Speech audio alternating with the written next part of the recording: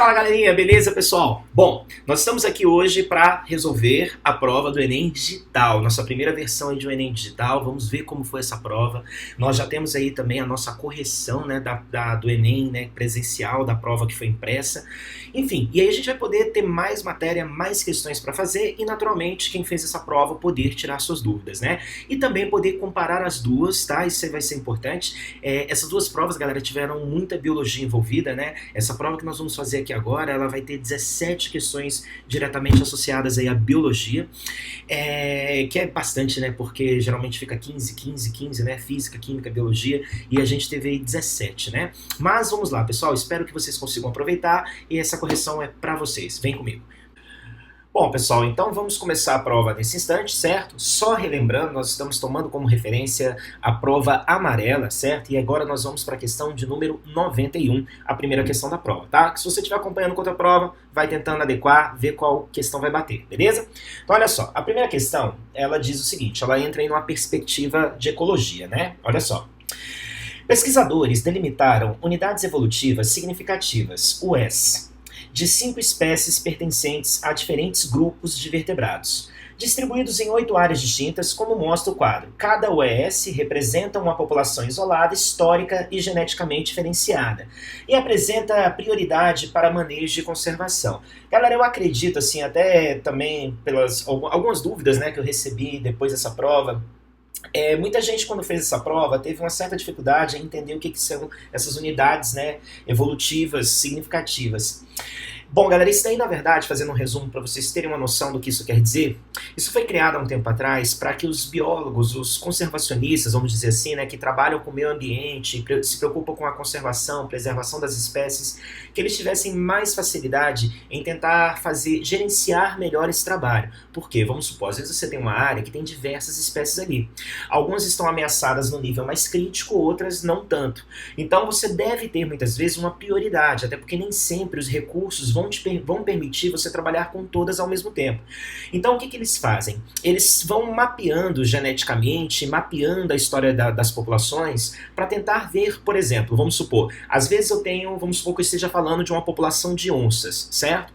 Aí eu fiz um mapa dessas populações de onças e descobri em 5 locais que desses 5 locais, 3 populações, que embora estejam em locais diferentes, elas são geneticamente muito parecidas, praticamente idênticas. Porém, outras 2 já têm mais diferenças genéticas nelas e são mais isoladas. Então vamos supor, se por acaso eu tiver que optar por dar prioridade na conservação de uma população, eu vou dar prioridade para aquela população que ela é única, que ela está isolada. Porque se aquela população desaparecer, eu não vou ter como recuperar aquilo. Eu tenho outras 3 que são idênticas, que estão em locais distintos, que eu corro até o risco de uma delas de repente desaparecer. Mas eu ainda tenho 2 que depois eu vou poder usar, de repente até para recuperar aquela que eu tinha perdido. Então a ideia é que você consiga mostrar diferenças genéticas na história evolutiva de cada grupo, para que depois você possa naturalmente priorizar qual grupo tem que ser, vamos dizer assim, recuperado com maior urgência, certo? Vamos tentar enxergar isso na questão. Por exemplo, ó, ele pega aqui uma população de anfíbios, primeira população, aí ele diz assim, ó, 8 áreas foram analisadas, certo? Então observa só. Aí ele dividiu essa população de anfíbios em 5 UES, ou seja, 5 subtipos populacionais em decorrência aí do patrimônio genético de cada um. Então, por exemplo, ó, o subtipo número 5 foi encontrado na área 1 e também foi encontrado na área 7. Olha a coisa boa, eu tenho 2 subtipos. Então isso me dá uma garantia que se por acaso algo começar a acontecer de forma mais grave com um, eu ainda tenho o outro para tentar recuperar esse aqui, né? E também eu tenho, por exemplo, ó, o número 3 e também tenho 2, assim como eu tenho o número 2. Mas se vocês observarem, tanto o número 1 quanto o número 4, eu só tenho um local de incidência. Então, se eu perder um desses, o patrimônio genético dele, vamos dizer assim, as características genéticas específicas dessa população serão perdidas talvez para sempre. Então, eu vou me atentar a cuidar mais desses 2 grupos. Esse é o grande ponto, certo? Se você entender essa lógica para o anfíbio, é a mesma lógica para todos os outros. Aí a pergunta que ele vai te fazer é a seguinte, ó. Considerando a área 4, então vamos lá, nós estamos aqui, vou até mudar a cor para dar mais destaque, ó.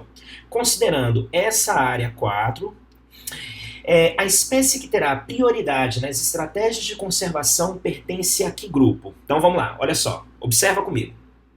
A área 4, eu vou passar aqui uma linha embaixo dela para vocês conseguirem enxergar aí melhor, beleza? Olha só, vamos supor, a população de roedor que tem na área 4 é a número 3.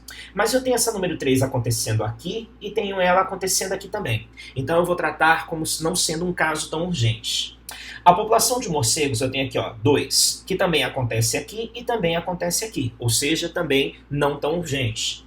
A população de lagartos é a 3 e ela acontece também aqui. Logo, também não tenho tal urgência. E a população de aves é a 3, ó, aqui também e beleza, são esses casos. Agora observa, ó, população de anfíbio é a 4. É o único local onde ela ocorre. Então, se eu tiver que escolher entre esses cinco grupos, né, de vertebrados para dar prioridade a um deles, naturalmente seria a população de anfíbios. Pegaram a ideia, gente? Então, o gabarito dessa questão será a letra B de bola. Beleza? Vamos para a próxima. Bom, pessoal, chegamos agora à questão de número 93 dessa prova, né? Tá aí já para vocês, né? E aí vamos acompanhar uma questão que ela é longa, né? Então ela ficou um pouco menor aí na imagem, mas vai dar tudo certo, vai dar para ler tranquilo. Vem comigo, ó. Considere um banco de dados, quadro 1, que apresenta a sequência hipotética de DNA de duas áreas de extrativismo permitido, A1 e A2, e de duas áreas de conservação, B1 e B2. Um órgão de fiscalização ambiental recebeu uma denúncia anônima de que 5 lojas moveleiras 1, 2, 3, 4, 5 estariam comercializando produtos fabricados com madeira oriunda de áreas onde a extração é proibida. As sequências de DNA das amostras dos lotes apreendidos nas lojas moveleiras foram determinadas. Aí está o quadro 2, né? Ou seja, pessoal, a situação que a gente basicamente tem é uma indústria de móvel, né, está produzindo seus móveis usando madeira e foi denunciado que ela talvez esteja usando madeira de uma área onde ela não poderia estar removendo essa madeira, tá? Como é que a fiscalização, como é que ali a Polícia Federal, que geralmente faz esse tipo de trabalho, né, vai conseguir descobrir isso para naturalmente aplicar ali, né, as punições necessárias para as empresas? Primeiramente, as áreas de extrativismo, né, foi analisado o DNA das árvores de lá. E aí foi mostrado para vocês uma sequência de DNA, da área 1 e da área 2. A área de conservação seria a área em que eles não poderiam estar extraindo madeira. E aí foi analisada a sequência de DNA dessas duas áreas também. E aí pegaram os móveis que cada empresa estava fazendo e analisaram o DNA na madeira, né, do móvel, para descobrir de onde aquela madeira estava vindo, se era da área de extrativismo ou da área de conservação. Bom, qual foi a situação então? Observa só, o que você vai ter que fazer? Você vai ter que ver a sequência de DNA e ver se bate com cada área especificamente. Mas vamos lá, deixa eu descer aqui um pouco a imagem. Primeiro vamos analisar a pergunta. Qual loja moveleira comercializa madeira exclusivamente de forma ilegal? Se a madeira é exclusivamente ilegal, então ela não pode estar numa área de extrativismo. Então, ela com certeza deve estar numa área de preservação e somente lá, porque aí comercializar essa madeira não existe situação em que isso seria permitido, né? Ou seja, completamente ilegal. Então, observa, como é que você vai analisar o caso? Ó, por exemplo, se você pegar aqui, ó, a amostra 1, você vai observar, ó, TCC, TAA, CTG e AGA. Se você observar, você vai vir aqui na área de conservação. Vamos lá, ó, TCC, TAA.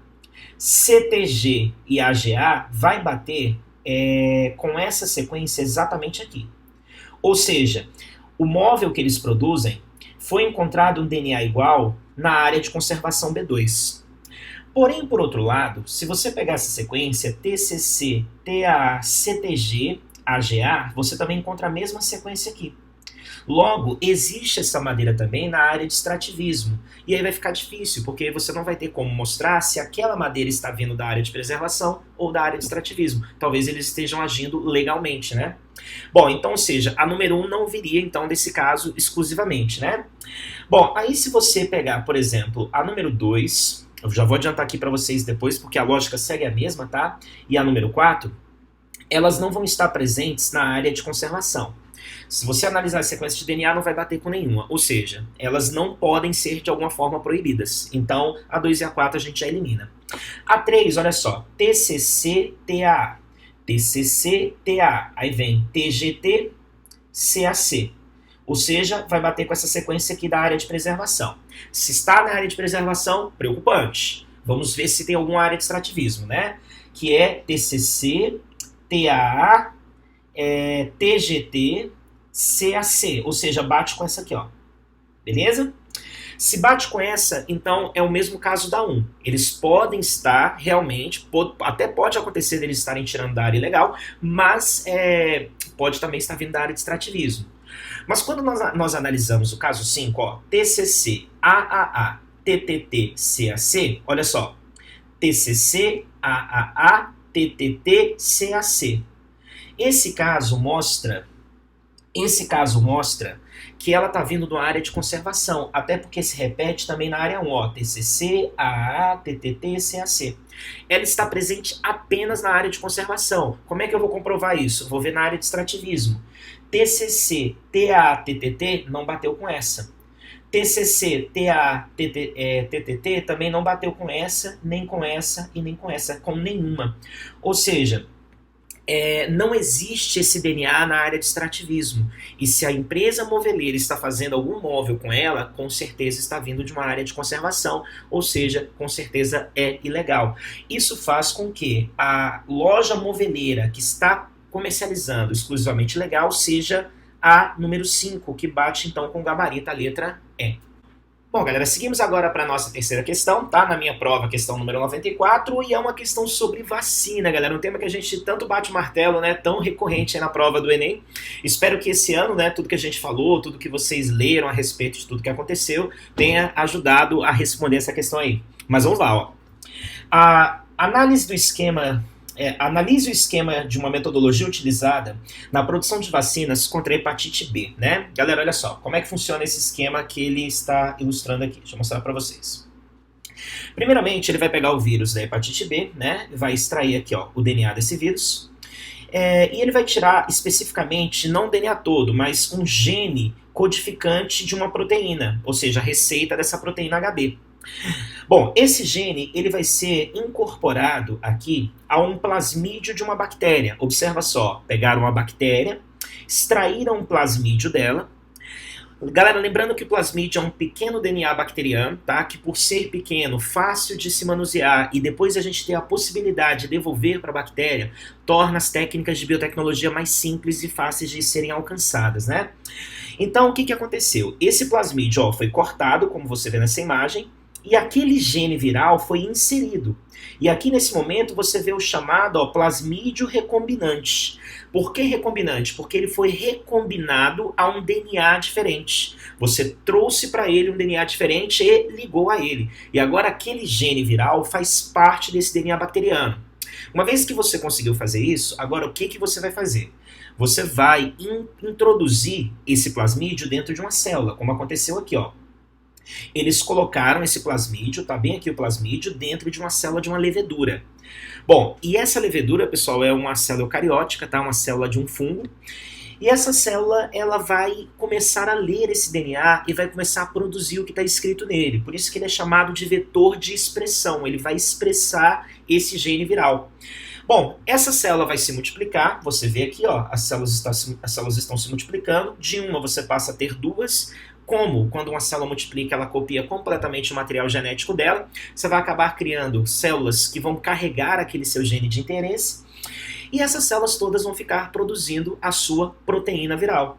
E daqui a pouco você tem lá uma produção muito intensa da determinada proteína que você queria. E aí agora o que você faz? Você cria uma solução, você cria um extrato, né, daquele líquido com a levedura, tendo a proteína em questão, e quando você injetar aquilo no organismo da pessoa, isso vai agir como vacina. Como? Porque é uma proteína estranha, o corpo daquela pessoa vai reconhecer aquela proteína estranha e vai naturalmente criar uma defesa contra ela. E aí, no caso, seriam os anticorpos, né? Professor, mas isso não vai fazer mal para a pessoa? Galera, é por isso que uma vacina é muito estudada, né? Você vai escolher a proteína certa, a proteína que a dose dela corretamente vai ter sempre, né, uma perspectiva positiva de não causar mal. Você não está injetando um vírus ativo para causar na pessoa a hepatite, você está injetando somente a proteína do vírus, né?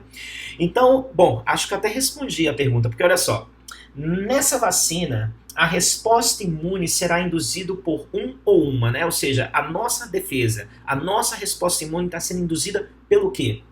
Por um vírus? Por uma bactéria? Por uma proteína? Uma levedura ou um ácido nucleico? Bom, e a resposta é, naturalmente, por uma proteína.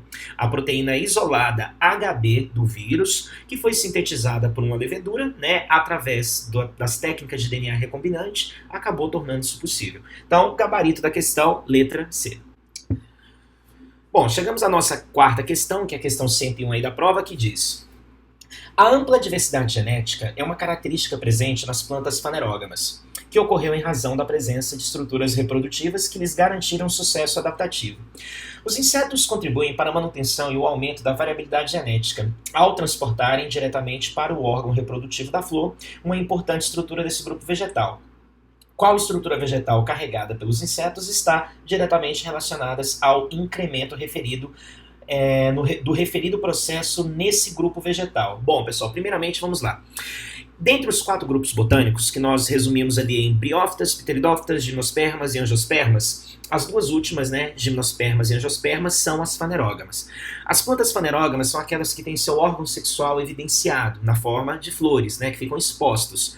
E se eles ficam expostos, isso é uma aquisição como uma adaptação ao ambiente terrestre, onde, através da interação desse órgão sexual com o meio aéreo, você vai conseguir uma reprodução que não dependa de água, tá? Bom, as primeiras plantas que conquistaram isso, que foram as gimnospermas, tinham apenas o recurso do vento, em que o gameta masculino, através do vento, encontrava um caminho de chegar até o gameta feminino em outra estrutura sexual, né, de outra planta. E o vento passou a ser o caminho, né? Só que o vento é uma coisa, vamos dizer assim, que ela não é proposital, vamos dizer, uma coisa errante, né? Se der certo, ok, sorte. Caiu ali, fecundou, ok. Mas o primeiro ponto, vamos lá, é o seguinte. Que estrutura é essa que carrega o gameta masculino de uma planta, né? Porque a pergunta é sobre isso. Que estrutura é essa? Essa estrutura se chama grão de pólen. O grão de pólen é o gametófito, é uma estrutura que contém um gameta dentro dela. E o grão de pólen carrega o gameta masculino, é levado até a flor feminina, onde dali para frente a fecundação se inicia, né? E o grão de pólen seria a resposta para isso. Agora, o outro ponto-chave da questão é que ele fala de inseto. E nas gimnospermas, os insetos não participam desse processo, né? Isso passa a ser uma aquisição das angiospermas, que através das suas flores atrativas passam a ter essa possibilidade de usar animais que polinizam, ou seja, que levam os grãos de pólen, e assim torna a reprodução delas mais provável, como insetos, né, tipo abelhas, como, por exemplo, aves, um beija-flor, ou até mesmo mamíferos como morcegos. Então, o grande ponto é uma angiosperma, a estrutura em questão é o grão de pólen, e a gente vai ver se isso bate com as respostas que ele nos oferece, ó. De novo a pergunta, né? Qual estrutura vegetal carregada pelos insetos está diretamente relacionada ao incremento referido processo nesse grupo vegetal, né? Do referido processo. É o arquegônio? Não. O arquegônio seria a estrutura, né, que envolve ali o gameta feminino, onde o embrião será formado. Não. É o broto? Não. O broto é como se fosse um pequeno fragmento da planta que tem potencial de gerar uma nova planta, né? É o fruto, que garante uma maior eficiência na dispersão? Não, galera, o fruto é aquela estrutura que vai auxiliar na dispersão da semente. E a semente já é uma estrutura que abriga o embrião, ou seja, a fecundação já aconteceu, se formou o embrião e aí caracterizou a semente. E aí, com isso, se desenvolve o fruto em volta da semente para dispersar o fruto. Nós não estamos falando... dispersar a semente, né? Nós não estamos falando da semente, nós estamos falando de um gameta masculino que tem que sair de uma flor para outra através de um inseto. E a resposta é a letra D, grão de pólen, que favorece a fecundação cruzada. Tá? A letra E, que fala semente alada, de dispersão aérea. A questão não é a dispersão aérea. Galera, semente alada é uma semente que tem abas que lembram asas, que facilitam a dispersão dela pelo vento. E nesse caso, né, são insetos que fazem, né, a dispersão, e é do pólen, né, não da semente. Então, o gabarito, letra D de dado. Tranquilo? Vamos para a próxima. Bom, pessoal, chegamos agora a uma questão, né, sobre genética, e uma área da genética que eu particularmente acho bem interessante, né, é uma coisa que destoa bastante, né, da genética padrão, e por isso, inclusive, ela recebe o nome que você vai ler agora, ó. Fenômenos epigenéticos, já volto no termo, tá? Levam à modificação do DNA e das histonas, que influenciam no remodelamento da cromatina e, consequentemente, a disponibilização ou não de genes para a transcrição. Esses fenômenos atuam na... Pessoal, primeiramente, vamos lá. Quando você fala que uma coisa ela é epigenética, eu te diria que uma forma de enxergar isso, que te ajude a entender, é pensar que em biologia, quando se usa o termo epi, você quer dizer que uma coisa está acima, tá? Peraí, professor, acima da genética? Pensa assim, acima da genética convencional, a genética mendeliana. Por exemplo, se eu te falo assim, ó, imagina que um animal ter pelos brancos ou vermelhos. Depende do gene que ele tem, vamos supor. Se ele tem o gene azão pelos brancos, o gene azinho pelos vermelhos. Como é que você vai saber se aquele animal vai ter pelos brancos ou vermelhos? Você vai descobrir qual gene ele tem. Se ele for azão, branco. Azinho, branco. Azinho, vermelho. E a genética clássica, certo? Então quer dizer que, vamos lá, só colocando esse meu exemplo, ó. Então quer dizer que se o indivíduo for azinho, por ter o azão, ele teria então... Galera, meu exemplo não faz parte da questão, tá? É só para vocês entenderem. Ele vai ter pelos brancos. Exato, por ter o azão. Com azão, isso não tem dúvida, né? E com azinho também não. Agora, vamos lá. Será que não existe uma situação em que o indivíduo azinho poderia ter pelos vermelhos? Professor, mas se ele tem um azão, isso é impossível? Não, aí é que tá. É aí que a epigenética entra. A epigenética, galera, ela basicamente é o seguinte... E se a gente tiver como, tendo esses dois genes, moldar a utilização deles? Por exemplo, passar a usar o azinho e não usar o azão? É possível isso? Em um caso de epigenética, sim. A epigenética, ela basicamente ela vai te permitir moldar, como ele fala no texto, né, a utilização do seu DNA, como se você pudesse, vamos supor, pegar aquele gene que você está usando e fechar, condensar na cromatina, tornando aquele gene, vamos dizer assim, inacessível. Ele está lá, mas você não pode usar. Imagina você fazer isso com o azão. O azão ficaria bloqueado, né? E você permitiria, por exemplo, o azinho, caso tivesse num DNA fechado, abrir aquele DNA e expor o azinho para utilização. É uma possibilidade. Ou ainda, você, através de mecanismos mais complexos, químicos, ativar ou inativar aquele gene, né, diretamente nele, para que ele possa ser lido ou não. Você não está mudando o gene, você não está alterando a sequência de bases que forma esse gene, ATCG, não. É o mesmo gene, ele continua ali perfeitamente, sem mutações, você não está corrigindo nada, você só está manipulando a utilização. E isso é possível, galera. Isso cria muitas perspectivas para a gente, inclusive futuras. E se por acaso a gente tiver um gene que seja responsável por uma doença, né, em nós humanos, e se a gente tiver a possibilidade de inativar esse gene, e outra, garantir até que esse gene possa ser passado de forma inativada para os nossos descendentes, evitando assim que eles desenvolvam tal doença. É uma possibilidade se a gente souber como manipular esse processo de ativação e inativação gênica. E é isso a epigenética, né? Eu te diria que sim, você fala, professor, mas esse tema é um pouco difícil, né, de compreender e tal. Certo? Então vamos tentar usar sempre as informações que eles nos dão da melhor forma possível. Quando ele fala aqui, ó, ele te dá a dica, ó, influenciam o remodelamento da cromatina e, consequentemente, a disponibilização ou não de genes para a transcrição. Transcrição é você ler o gene e produzir o que está nele. Então a epigenética vai tornar aquilo disponível ou não. Esse gene está disponível para transcrição ou não. Foi isso que ele disse no texto. Aí ele te pergunta, esse fenômeno atua onde? Se ele disponibiliza um gene para ser transcrito ou não, então ele atua na regulação da expressão desses genes. Eu vou deixar esse gene ser expressado ali ou não. Quando ele fala, isso vai alterar sequências de bases? Não tem como. Vai corrigir mutações? Também não. Ele vai se associar a ribossomos, a associação dos ribossomos ao RNA mensageiro? Não, porque isso atrapalharia todos os genes de serem traduzidos. Vai alterar a sequência de aminoácidos das histonas? Não. Ele só vai abrir, fechar, ativar, inativar o gene que você tem sem alterar a estrutura, né, a sequência de nucleotídeos que aquele gene possui. E assim o gabarito da questão é a letra A. Bom, galera, seguimos agora então para a questão de número 104, que é sobre evolução. Olha só. Acredita-se que os olhos evoluíram de órgãos sensores de luz para versões que formam imagens. O olho humano atua como uma câmera, coletando, focando e convertendo a luz em sinal elétrico, que é traduzido em imagens pelo cérebro. Mas em vez de um filme fotográfico, é uma retina que detecta e processa os sinais, utilizando células especializadas. Moluscos, cefalópodes, como as lulas, possuem olhos semelhantes aos dos humanos, apesar da distância filogenética. A comparação dos olhos mencionadas representa que tipo de evolução? Bom, galera, um texto que abordou sobre o olho, a eficiência do olho. Cefalópodes têm olhos muito eficientes. E ele te dá uma pequena dica no final do texto, quando ele fala assim, ó, moluscos, né, e humanos possuem olhos semelhantes, palavras-chave aí da informação, e ele fala o seguinte no final, ó. Apesar da distância filogenética. Eu acho que esse foi um ponto-chave para quem de repente ficou um pouco perdido nessa questão. Ó. Poderia focar nisso e de repente isso poderia ter facilitado um pouco. A comparação dos olhos mencionados representa que tipo de evolução? Evolução aleatória, evolução homóloga, evolução divergente, evolução progressiva ou evolução convergente? Bom, pessoal, primeiramente deixa eu só abordar isso com vocês de uma forma assim. Primeiramente, vamos excluir algumas opções. Evolução aleatória, gente, é um termo que não faz muito sentido. O processo evolutivo ele é um processo que envolve várias etapas, no meio dessas etapas algumas são aleatórias. Caracterizar a evolução como processo aleatório é meio abstrato, não vai te explicar nada, tá? Então é um termo que eu acredito que ele colocou aí meio que para confundir até.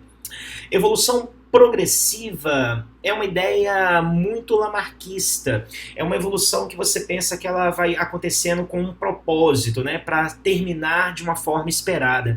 E a gente sabe pelas ideias evolucionistas hoje que são embasadas em Darwin, né, que não é uma coisa que segue por esse caminho, né? Bom, então vamos colocar o seguinte. A gente vai deixar aí homólogo, divergente e convergente. Agora vamos para uma outra coisa. Imagina o seguinte, eu vou tentar mostrar para vocês a diferença, tá? Imagina o seguinte, que a gente esteja falando sobre a habilidade, sobre a estrutura de organismos vertebrados, tá? Em relação aos membros superiores deles, tá? Por exemplo, nós temos braços, beleza? Mas se a gente analisar um morcego, que é um mamífero assim como a gente, ao invés de braços, ele moldou asas. E se a gente analisar uma baleia, que também é um mamífero assim como a gente, ao invés de braços ou asas, ela tem nadadeira. Bom, mas uma coisa curiosa é que se você pegar esses três e você analisar estruturalmente os ossos que formam os membros superiores deles, você vai notar que a estrutura é muito parecida, a organização óssea é muito parecida. Isso tudo leva ao entendimento de que é provável que se a gente voltar bastante no tempo, houve lá atrás, ó, vou colocar aqui um pontinho, um ancestral dos mamíferos, que nele foi moldada, vamos supor assim, a estrutura de membro superior, e à medida que as espécies foram se diferenciando, né, para os hábitos que têm, aos poucos isso foi mudando e sendo selecionado, e desse membro original surgiram aí os braços, surgiram aí as asas e surgiram assim as nadadeiras, que é um processo evolutivo, ele vai diversificando, ele vai divergindo, sendo selecionado de acordo com o ambiente, né? Mas apesar deles estarem, olha só, divergindo, né?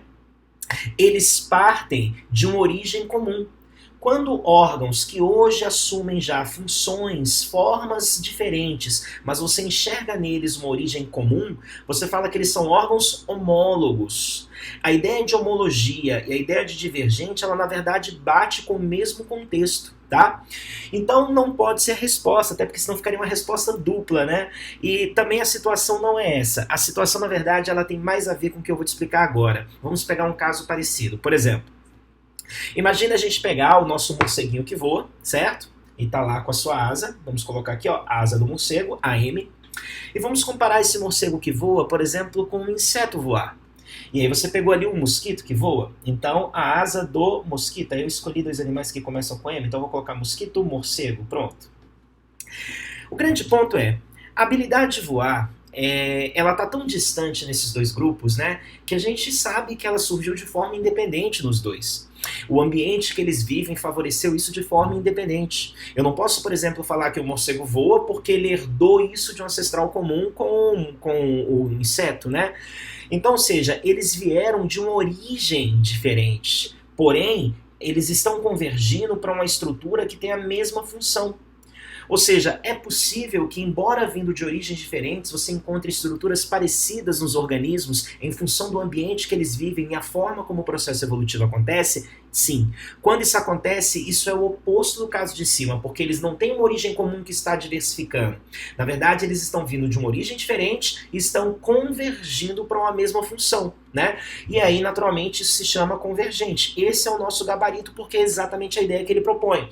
Moluscos, um grupo filogeneticamente, ou seja, com história evolutiva muito distante da nossa, tem olhos semelhantes aos nossos. Naturalmente, porque essa característica está convergindo para uma mesma função, em função, né, naturalmente, do processo que aconteceu com os dois grupos. Beleza? Gabarito, letra E, convergente. Questão 106. Olha só, galera, para os meus alunos, volto a falar que essa é uma questão que foi quase uma premonição, porque sempre vai falar de ciclos biogeoquímicos. Em geral, o que mais é frequente aí na prova é o do nitrogênio, né? Que é esse o tema. A rotação de cultura, juntamente com a cobertura permanente e o mínimo revolvimento do solo, compõem os princípios básicos do sistema de plantio direto. O aumento da diversidade biológica do solo contribui para a estabilidade da produção agrícola por causa de diversos fatores. Entre eles, o processo de fixação biológica de nitrogênio realizado por bactérias. Então vamos lá? Processo de fixação biológica de nitrogênio realizado por bactérias. Nesse processo biológico ocorre a transformação de quê?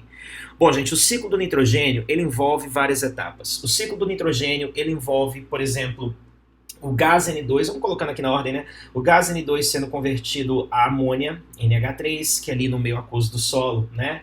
Vai entrar na forma de um amônio, NH4+. Bom, aí depois a amônia é convertida pelas bactérias nitrossômanas, né, em nitrito, NO2-, que depois é transformada em nitrato, NO3-, e assim ele é reconvertido a gás nitrogênio. Cada uma dessas etapas implica em bactérias diferentes que fazem o processo, e cada uma dessas etapas tem um nome diferente, certo? Então vamos lá, olha só. Eu vou começar pelo que não é resposta, tá? Claro, senão eu entrego isso aí fácil, né? E eu quero que vocês entendam a ideia. Quando a gente faz amônia, né, virar nitrito, tá aqui os dois, né, consegui circular aqui, isso aqui é um processo que nós vamos chamar de nitrosação, tá? O nitrito virar nitrato é um processo chamado de nitratação. E o nitrato voltar a gás N2, a gás nitrogênio, é um processo chamado de desnitrificação, tá? Agora, quando o gás N2 é transformado em uma estrutura química que permanece no solo, nós chamamos esse processo de amonificação, a formação da amônia. Porém, é nesse momento que uma forma gasosa está sendo fixada ali no solo. Por isso que a gente fala que essa etapa é o momento onde ocorre a fixação do gás. Da mesma forma que lá na fotossíntese, como a fotossíntese pega o gás CO2 da atmosfera e traz ele para a forma de uma molécula orgânica fixa na planta, você disse que ali ocorreu a fixação do CO2. Então, a fixação é essa etapa aqui. N2 sendo convertida a amônia, que é exatamente o que a letra A mostra, e por isso ela é... Bom, galera, chegamos na questão 107 e vamos lá para uma questão de biotecnologia, de novo, ó. Uma nova e revolucionária técnica foi desenvolvida para a edição de genomas. O mecanismo consiste em um sistema de reconhecimento do sítio onde haverá mudança do gene combinado com um mecanismo de corte e reparo do DNA. Assim, após o reconhecimento, o local onde será realizada a edição, uma nuclease corta as duas fitas de DNA. Uma vez cortadas, mecanismos de reparação do genoma tendem a juntar as fitas novamente. E nesse processo, um pedaço de DNA pode ser removido, adicionado ou até mesmo trocado por outro pedaço de DNA. Beleza? Bom, pessoal, primeiramente vamos falar do assunto, ó, antes de entrar na pergunta, tá? Bom, essa é uma técnica de, naturalmente, engenharia genética em que a gente está manipulando o DNA estruturalmente, né? Então, olha só. Imagina, por exemplo, que está aqui a fita dupla de DNA, vou fazer aqui com essas duas fitinhas vermelhas, certo? E vamos supor, galera, eu vou colocar em azul, que nesse trecho existe um gene que essa pessoa tem, exatamente nesse trecho, que tem um defeito, que tem um problema. Vamos pegar um caso bem comum na nossa população. Imagina que seja um caso de diabetes tipo 1, onde a pessoa tenha um problema na receita genética da insulina. Talvez o gene dela esteja com alguma falha na forma escrita dele ali, né, nos nucleotídeos. E aí a pessoa não consegue produzir a insulina corretamente, né? Bom, aí o que ele propõe uma situação possível? Você descobre o sítio, né, ou seja, o local onde esse gene está. Aí, com a enzima chamada nuclease, você corta as extremidades desse gene nas células da pessoa. Esse fragmento de DNA aqui, ó, onde o gene está, é removido, né, removido. E ele diz que a tendência natural depois é que as fitas sejam religadas. Aí você pensaria, professor, mas se elas forem religadas, a pessoa ficaria sem o gene, né? Não teria esse gene mais. Só que ele fala que pode ser removido, adicionado ou até mesmo trocado. Então, se você trabalhar bem essa técnica, você pode muitas vezes já inserir na célula da pessoa, seja através de um vírus, a versão desse gene sem essa falha. E aí você imaginaria esse gene com a falha sendo removido e o gene correto sendo inserido. Isso permitiria a pessoa, a partir dali, por exemplo, a produzir a insulina corretamente. Bom, isso daí envolveu técnicas de biotecnologia várias, mas o grande ponto é, como a gente chamaria isso? O que aconteceu aí? Aí ele fala, ó, a pergunta, nesse contexto, uma aplicação, né, ou seja, uma aplicação para quê, né? Biotecnológica dessa técnica envolveria, letra A, diagnóstico de doenças, letra B, identificação de proteínas, letra C, rearranjo dos cromossomos, letra D, modificação do código genético e a letra E, correção dos distúrbios genéticos. Pessoal, o gabarito é a letra E. Isso ocorre para que um distúrbio, né, um problema genético seja corrigido. Modificação do código genético não pode ser, porque código genético é aquela tabela de correspondência dos códons. A o G significa metionina. E o código genético é universal e não seria alterado, né?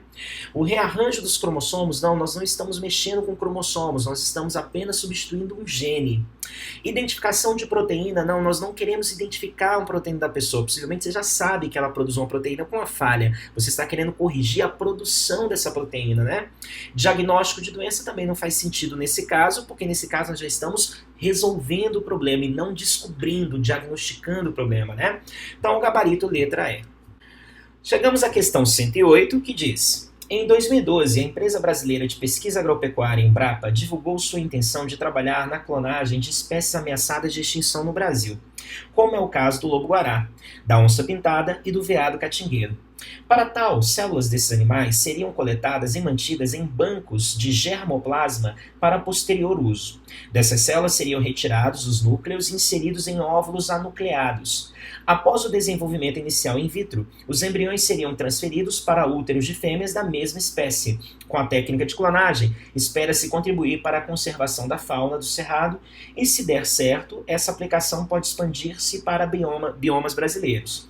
A limitação, né, ponto-chave da pergunta, dessa técnica, no que se refere à conservação das espécies, é limitação em relação à conservação. Galera, ele descreveu a clonagem no texto, como a clonagem é feita, né, desde os experimentos lá atrás que aconteceram com a Dolly, né, com a ovelha. E ele te dá uma dica, de repente, do que ele espera na resposta, no momento no texto em que ele fala assim, ó, células desses animais seriam coletadas e mantidas em bancos de germoplasma, ou seja, você vai pegar a célula do animal com toda a informação genética dele e vai guardar. Aí o que você vai fazer depois? Você vai pegar um óvulo, né, um gameta feminino, tirar o núcleo dele e deixar só o citoplasma. Aí, esse núcleo que você tirou do outro animal, com todo o DNA dele aqui, é inserido no óvulo. E esse óvulo vai começar o processo de embriogênese, onde todo o material genético desse animal vai vir desse núcleo, que estava presente no primeiro animal. Ou seja, esse animal que você está formando vai ter um núcleo idêntico ao do primeiro animal, logo eles são geneticamente iguais. E se a clonagem, como o próprio processo fala, né, você está criando um clone, uma cópia genética, ela cria cópias genéticas, então o que ela prejudica em relação ao que a gente sabe ser importante na conservação de um grupo animal? Bom, eu vou direto à resposta para não se perder nela, ó.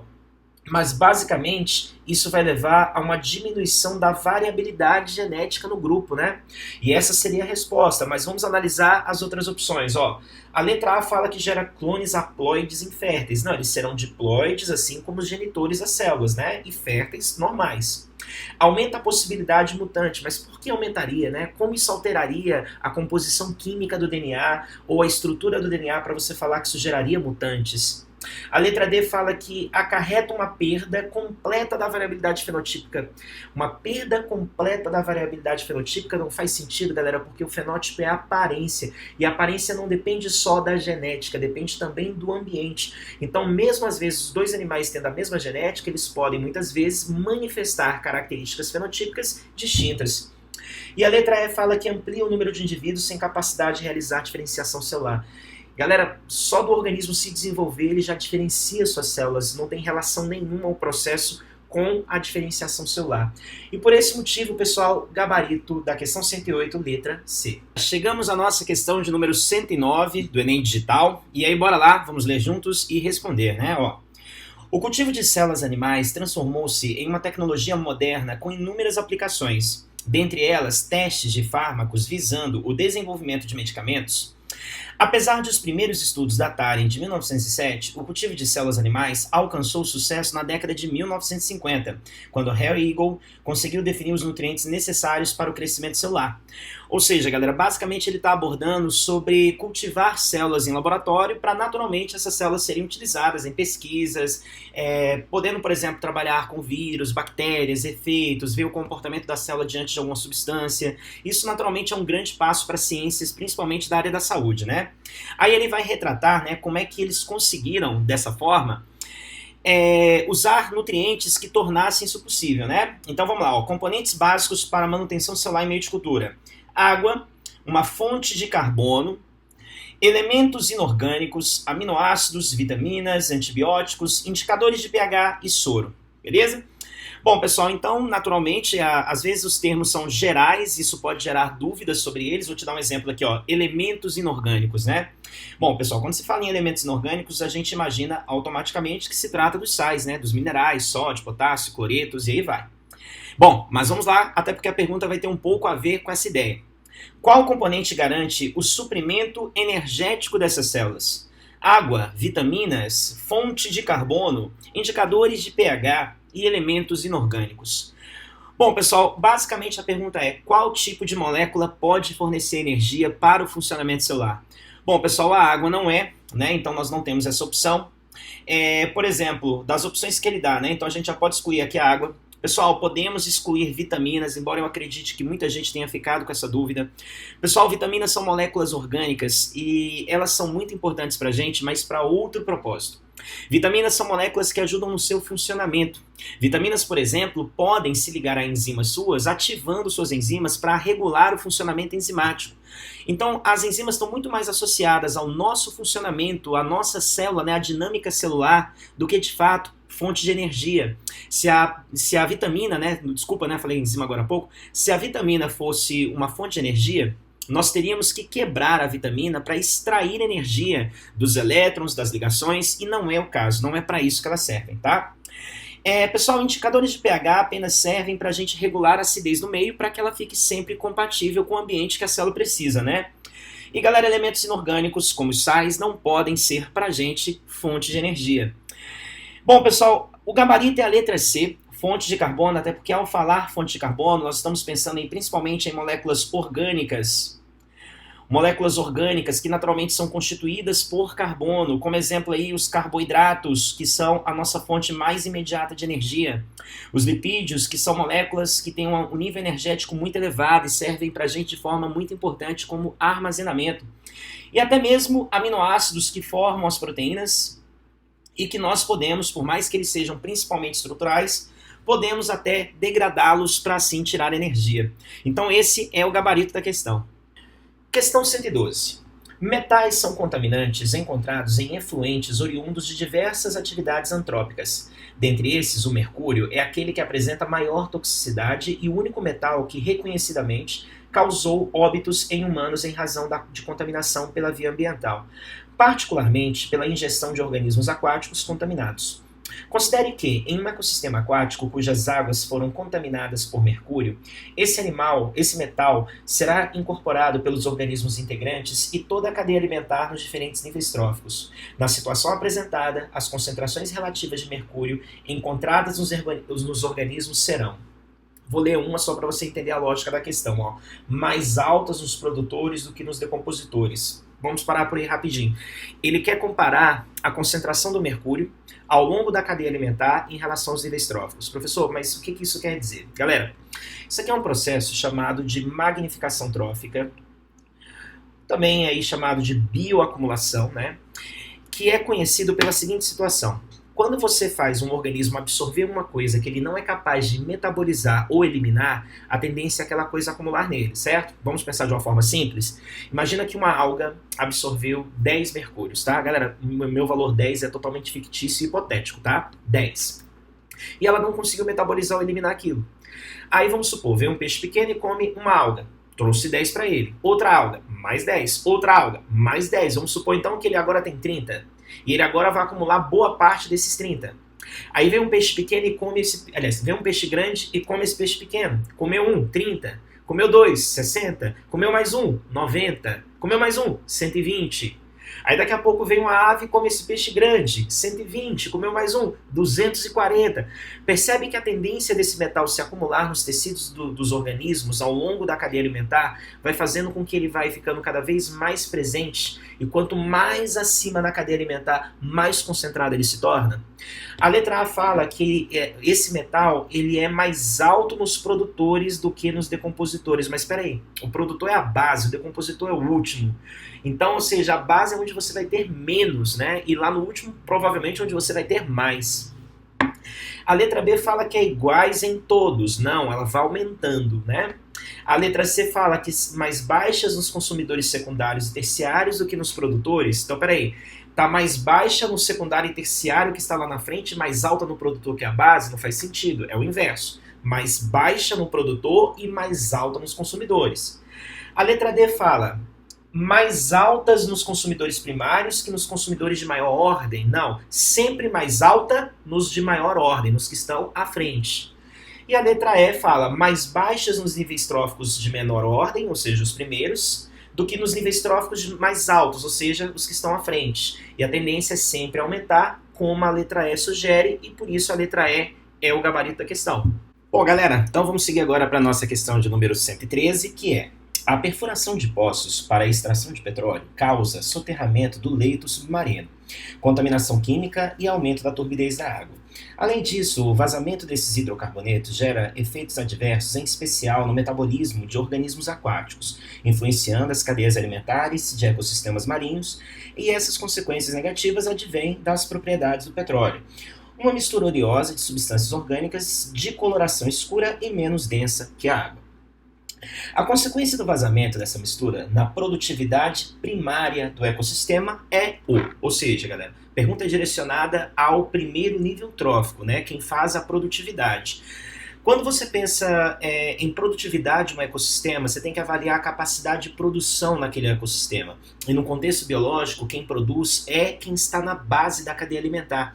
Produzir faz referência à capacidade de geração de energia química, incorporação da energia solar, na grande parte das vezes, né, para daí formar energia química. Esses são os organismos fotossintetizantes. E aí vamos, de uma forma mais simplificada, pensar assim: as plantas, principalmente no ambiente terrestre, né, e as algas, principalmente lá no ambiente aquático.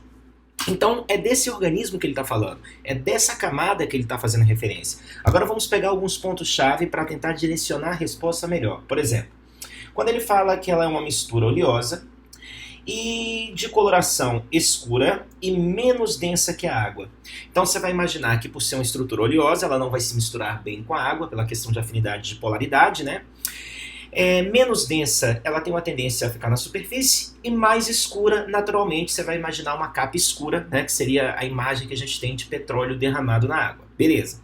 Sabendo disso, a pergunta é: a consequência desse vazamento na produtividade primária, ou seja, no primeiro nível trófico. A letra A te diz que isso vai reduzir a atividade do fitoplâncton em decorrência de alteração na zona fótica. Galera, esse já é o nosso gabarito.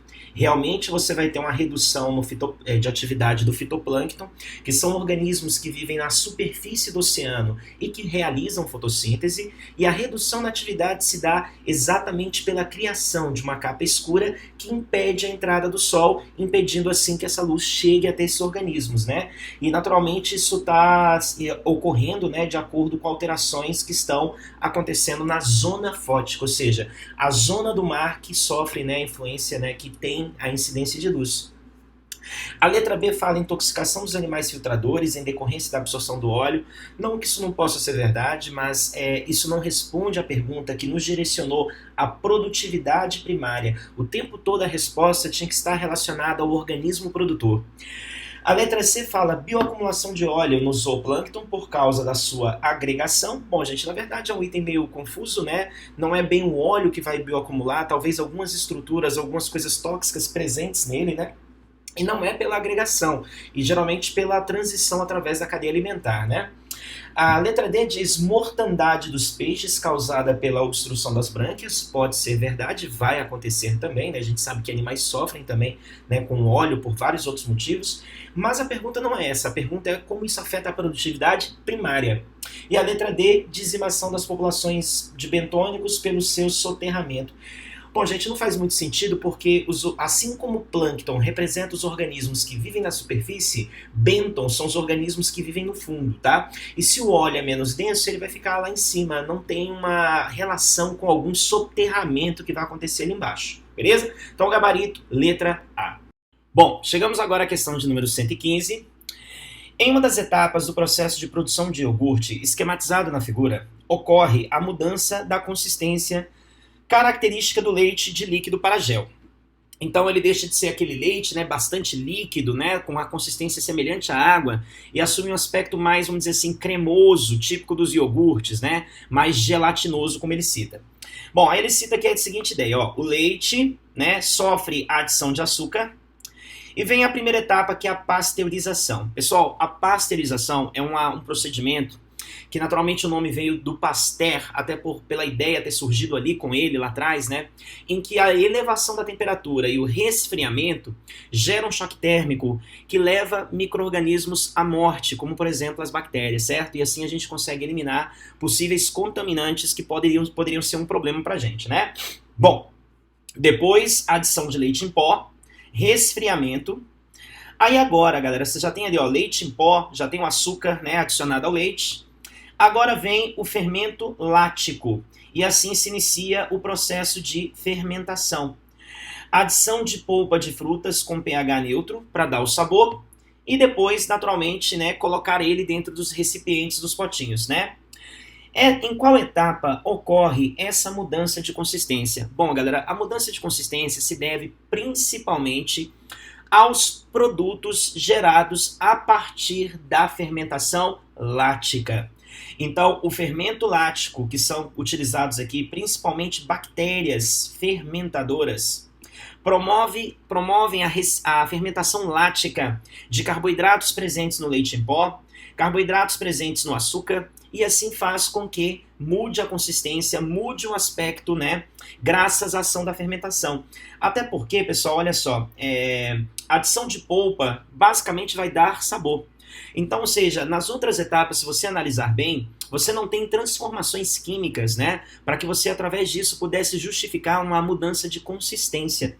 Então, por esse motivo, é apenas nesse momento que ocorrem transformações metabólicas, consequentemente químicas, que podem mudar de fato o produto. Então, em qual etapa ocorre essa mudança de consistência? Seria então na etapa de fermentação, que corresponde aí ao número 3. Chegamos à questão 122 e vamos a ela, ó. Um produtor de morangos notou no início da manhã que em alguns pontos das extremidades das folhas dos morangueiros ocorriam gotículas de água. Procurando informação a respeito do fenômeno, o agricultor descobre que isso é também observado em outras plantas herbáceas de pequeno porte, e esse fenômeno fisiológico ocorre em condições de elevada umidade do ar e... Então vamos lá, ele está colocando para você uma situação. Vamos lá, primeiro entender a situação, né? Galera, as plantas elas precisam transpirar. E a principal forma de uma planta perder água ocorre através de uma estrutura chamada estômato, que fica na superfície das folhas, certo? E o que acontece? O estômato é como se fosse um poro que, quando ele abre, a água que está ali dentro da folha tem a possibilidade de sair, só que vamos lá, o principal propósito do estômato não é bem esse. O estômato se abre para que o oxigênio produzido na fotossíntese possa sair e, em contrapartida, o CO2 atmosférico possa entrar. Só que ao expor a superfície da folha, naturalmente ocorre a evaporação da água. Quando o ambiente está mais seco, à medida que a água se expõe, ela imediatamente evapora e você não vai notar a partícula de água formando pequenas gotinhas, né, na superfície da folha. Agora vamos lá, ele te diz que quando o ambiente está com a umidade elevada, nós podemos imaginar de fato que quando essa água se expor, vai ser mais difícil para ela evaporar. E com isso vai se formar uma tendência dela gerar essa gotinha, que nós enxergamos principalmente durante a manhã, quando você está caminhando ali sobre a grama numa região com plantas, você percebe que as folhinhas têm ali pequenas gotinhas de água na superfície, né? Agora, além disso, além da umidade do ar favorecer que a aparência, né, fique dessa forma, que outro fator? Essa pergunta, né? A umidade do ar e que outra coisa? A letra A diz que a escassez de minerais teria uma relação com isso. A letra B fala abundante suprimento hídrico. A letra C, abundante período de transpiração. A letra D, ausência da resistência estomática. E a letra E, ausência de substâncias impermeabilizantes. Galera, vamos chegar ao nosso gabarito assim. Não é a falta de mineral que vai fazer a planta perder mais água e gerar mais água no processo de transpiração. Isso não tem relação nenhuma, né? Bom, isso aí a gente já elimina a letra A. Vamos agora eliminar a letra E lá embaixo, ó. Ausência de substâncias impermeabilizantes. Pessoal, todas as folhas têm substâncias impermeabilizantes para que a planta não perca água sem controle, tá? O estômago abrir ou fechar não tem uma relação com presença de substâncias impermeabilizantes. Então não seria esse o ponto, né? A letra D diz ausência de resistência estomática. A resistência estomática é a capacidade de controle da planta de abrir mais o estômago, permitindo maior saída ou fechar mais o estômago. Mas a água sair e formar, né, a gotinha não tem uma relação direta com uma resistência estomática específica, né? E a letra C fala que abundante período de transpiração.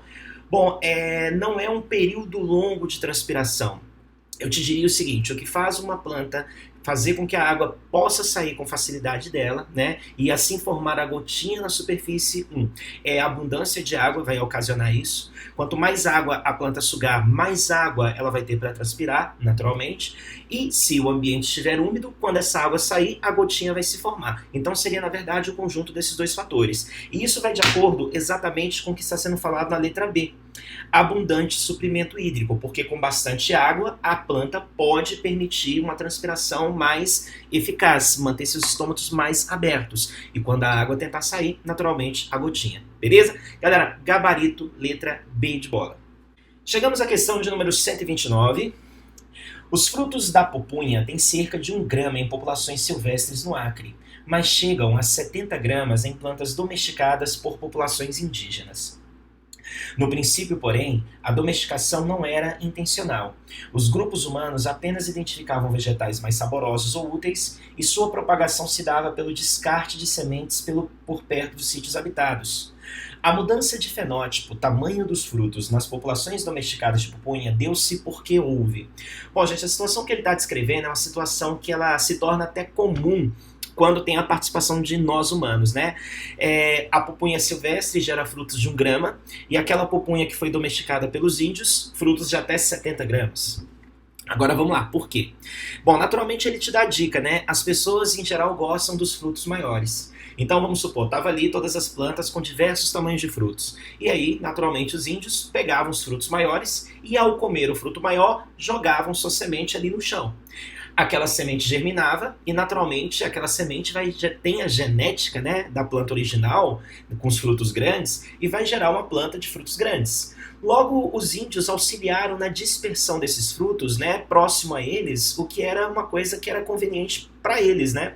E a gente faz isso, galera, com plantas o tempo todo, né? A gente está o tempo todo escolhendo características delas que nos convém e assim propagando essas características. E naturalmente, tudo que é domesticado, de certa forma, vai caminhando nesse sentido. Você pode pensar em animais como gatos domésticos, cachorros domésticos, que hoje as características que eles carregam foram sendo moldadas por nós, que fomos promovendo cruzamento de acordo com aquilo que nós quiséssemos que eles nascessem, né?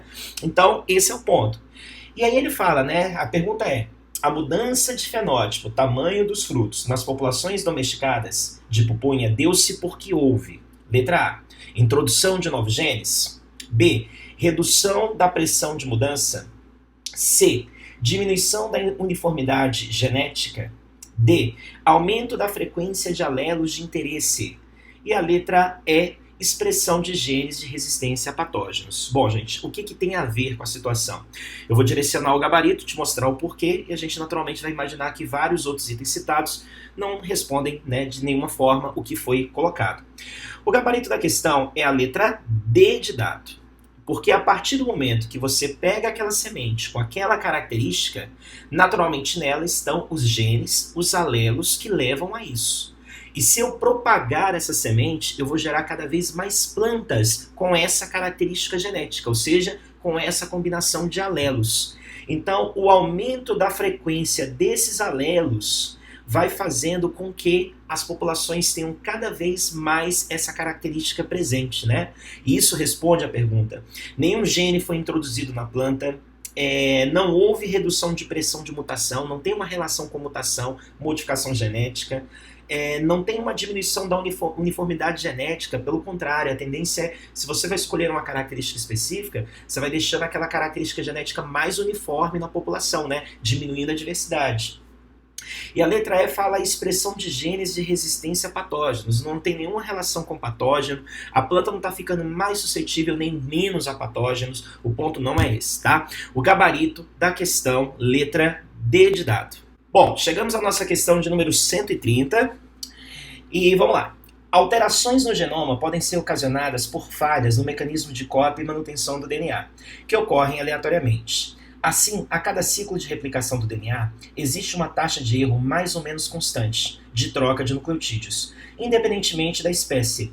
Partindo-se desse pressuposto, foi construída uma árvore filogenética de alguns mamíferos, conforme a figura, na qual o comprimento da linha horizontal é proporcional ao tempo de surgimento da espécie, a partir do seu ancestral mais próximo. Bom, pessoal, vamos lá, deixa eu tentar trabalhar essa ideia aqui com vocês. E aí vamos tentar desenvolver o raciocínio juntos. Ó. Primeiramente, que ele fala que a taxa de mutação que as células sofrem ao longo do tempo é, de certa forma, constante. Ela segue o mesmo padrão, né? Então vamos imaginar o seguinte. Pensa que lá atrás, ó, nesse ponto, houve um ancestral que unia todo mundo. Mas à medida que o tempo foi passando, ó, mutação 1, 2, 3, 4, 5, 6, cada vez mais as mutações iam acumulando. E quanto mais, vamos supor, se eu pegar um organismo nesse ponto aqui, a distância que ele está para esse original já acumulou algumas diferenças genéticas geradas pelas mutações. Então, quanto mais o tempo passar e quanto mais distante do ponto de origem ele tiver, mais modificações genéticas ele vai ter acumulado. Isso implica que existe uma tendência dele ser um organismo cada vez mais diferente, certo? Então vamos lá. Depois de todo esse tempo, surgiu o cavalo nesse ponto, certo? Vamos usar aqui as cores para abordar, né, para ficar mais fácil de enxergar. Ó, por exemplo, aqui nós temos já nesse ponto um organismo que já se diferencia do primeiro, do azul. Acumulou toda uma diferença genética até aqui. E aqui houve uma diferenciação, né? Surgiu aqui, por exemplo, esse ancestral, que deu origem aí à vaca e à ovelha, que ainda foram diversificadas, deixa eu escolher uma outra cor, nesse ponto aqui, tá? Bom, aí a questão é o seguinte, vamos ver qual é a pergunta para a gente tentar entender melhor, né, esse esquema que ele criou. Qual espécie é geneticamente mais semelhante ao seu ancestral mais próximo? Quando cita ancestral mais próximo, pessoal, são esses pontinhos que eu coloquei. Por exemplo, ó, o ancestral roxo, esse ponto, o momento da bifurcação, o momento da cladogênese, né, ilustra o momento que aquele ancestral deu origem à vaca e à ovelha. Logo, ele é o ancestral mais próximo da vaca e da ovelha. Por outro lado, né, se eu pegar aqui o laranja, ele é o ancestral mais próximo do veado e do ancestral da vaca e da ovelha, do roxinho. E se a gente voltar mais, esse vermelho aqui atrás, ele é o ancestral mais próximo do porco e do laranja, que se encontram nesse ponto. Se você pegou a ideia até aí e conseguiu compreender até aí, o ponto que você tem agora é, como ele falou no texto que as linhas horizontais elas ilustram o tempo, né? Ele está te perguntando qual é a espécie geneticamente mais semelhante ao seu ancestral mais próximo. Bom, nós sabemos que quanto mais eles vão passando no tempo, eles vão acumulando mais diferenças genéticas, não é isso? Então, qual seria o geneticamente mais próximo, mais parecido? Seria aquele que está mais próximo na linha horizontal do seu ancestral. Então, você vai comparar, por exemplo, nesse sentido, ó. O cavalo, qual é a distância que ele está do ancestral dele mais próximo? É toda essa aqui, ó, tudo isso aqui, ó. Todo esse caminho é a distância dele. Muito tempo. Se a gente pensar no porco, ó, o porco tá aqui. Qual a distância que ele está do ancestral dele mais próximo? Seria exatamente a distância para esse pontinho vermelho. Pegaram a ideia? Ó, o veado, qual a distância que ele está para o ancestral dele mais próximo? Você teria que voltar até o ancestral dele que está aqui. Então, qual é o que está mais próximo? E galera, a resposta é a vaca. Porque olha só, não é a linha mais curta até o ancestral mais próximo? Sendo a linha mais curta, é a linha que sofreu menos alterações genéticas desde então. Logo, é aquele que tem menos diferenças genéticas para o seu ancestral mais próximo.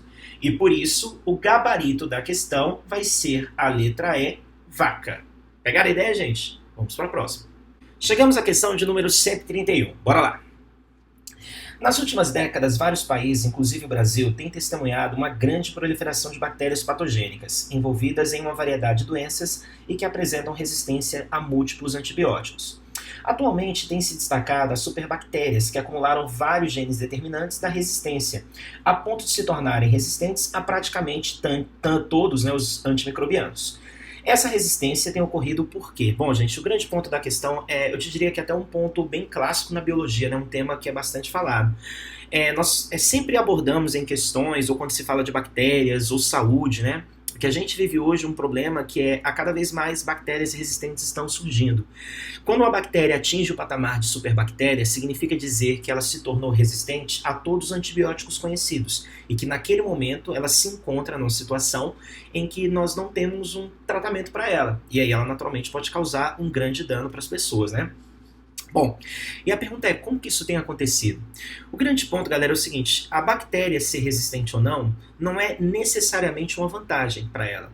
Isso faz parte da diversidade genética que elas têm. Bactérias se multiplicam muito rápido, geram mutações muito rápido, transmitem essas características uma para outra de forma muito fácil, e no grupo a diversidade é gerada de forma muito fácil e muito rápida. Agora, se eu tenho ali uma bactéria resistente, isso não necessariamente significa uma bactéria melhor. Mas se essa bactéria estiver em você, esse grupo todo estiver em você, e todas elas, incluindo essa, e você usar o antibiótico, o que o antibiótico vai fazer? Ele vai matar as bactérias que são suscetíveis e vai selecionar a bactéria resistente que não morre na presença dele. Logo, a partir de amanhã, você só vai ter a bactéria resistente, todas as outras terão morrido. E essa vai se multiplicar e daqui a pouco seu corpo passa a ser tomado por uma bactéria resistente e os antibióticos passam a não fazer mais efeito. Então, a questão é, o antibiótico fez essa bactéria surgir? Não. O que fez essa bactéria surgir foram mutações, mecanismos de diversidade genética, certo? O que o antibiótico fez foi selecionar a bactéria resistente. E é por isso que nós precisamos ter sempre muito cuidado com a utilização de antibióticos. Antibióticos podem selecionar bactérias resistentes, principalmente quando utilizados de forma inadequada. Por isso que existe todo um critério para diminuir as chances disso acontecer, certo? Bom, e a pergunta é, essa resistência tem ocorrido por quê? Letra A. Bactérias patogênicas se multiplicam de maneira acelerada. Bom, não é por isso, isso é uma verdade, mas não é esse o motivo. Letra B. Antibióticos são utilizados pela população de maneira indiscriminada. Galera, esse é o gabarito, né? Antibióticos são usados de qualquer jeito, de forma errada, e isso vai selecionando uma bactéria resistente aqui, outra ali, essa resistência vai acumulando até que as superbactérias aparecem. Mas vamos confirmar através dos outros itens. Letra C.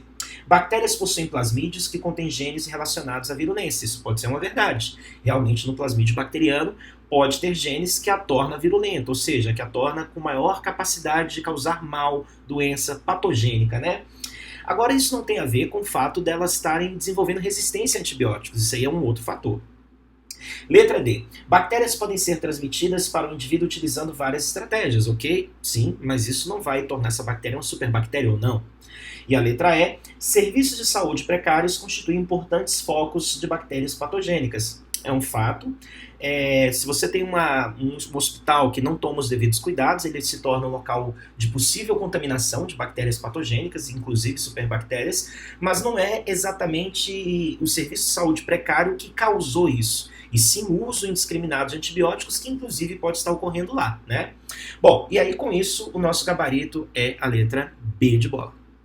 Bom, pessoal, chegamos à questão de número 133, tá? Outra questão de ecologia, e vamos lá, Em um ecossistema é observada a seguinte teia alimentar, né? Você está vendo em uma teia, ou seja, várias cadeias, né? Em interseção, interagindo, né? Só para ilustrar aqui um caminho, né? Deixa eu pegar aqui um verde. Por exemplo, nós reconhecemos aqui a alga como produtor, vamos colocar aqui um pezinho do lado dela. Nós reconhecemos aqui as bactérias e fungos como os decompositores, e se você observar, todas as setinhas estão, no final das contas, direcionando para eles não importa o nível trófico, né? Indicando aí que eles são decompositores. Então, a nossa base da cadeia alimentar, o nosso primeiro nível trófico, seriam as algas, né? Qual é a pergunta em cima disso? Vamos ver e aí a gente volta para o esquema. O menor nível trófico ocupado pelas aves é aquele do qual elas participam como consumidores de. Então vamos lá, o foco está em aves.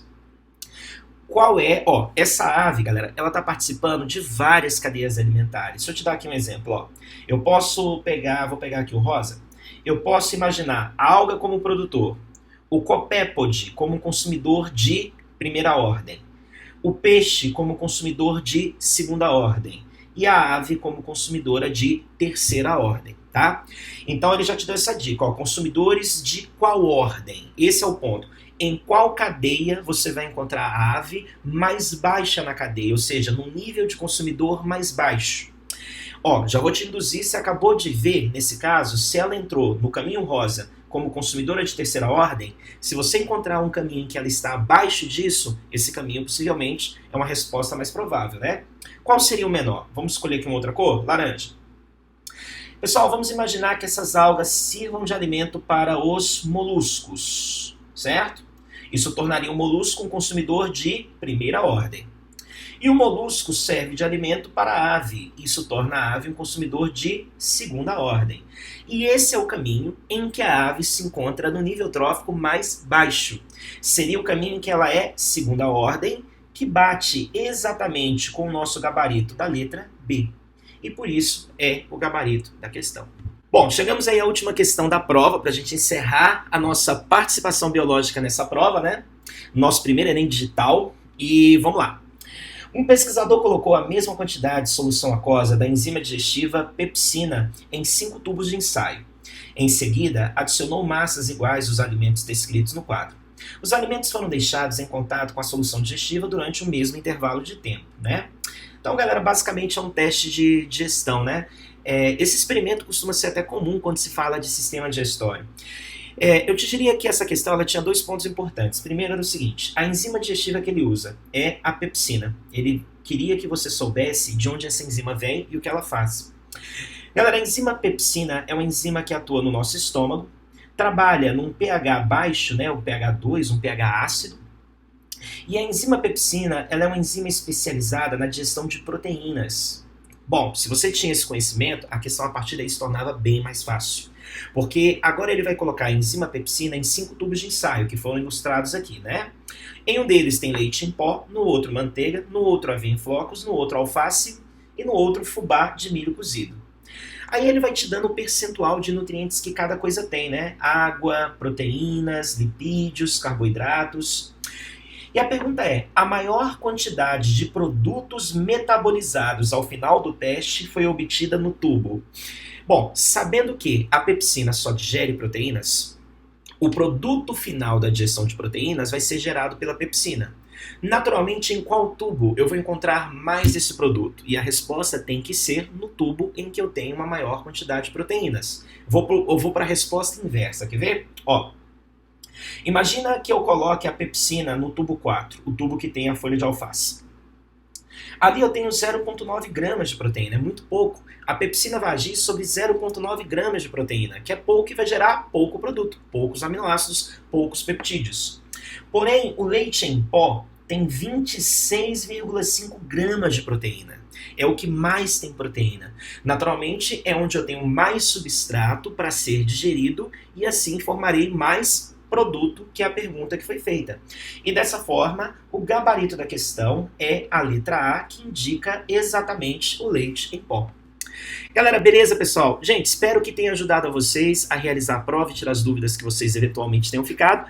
E nós ficamos por aqui e até a nossa próxima. Um abraço a todos, gente!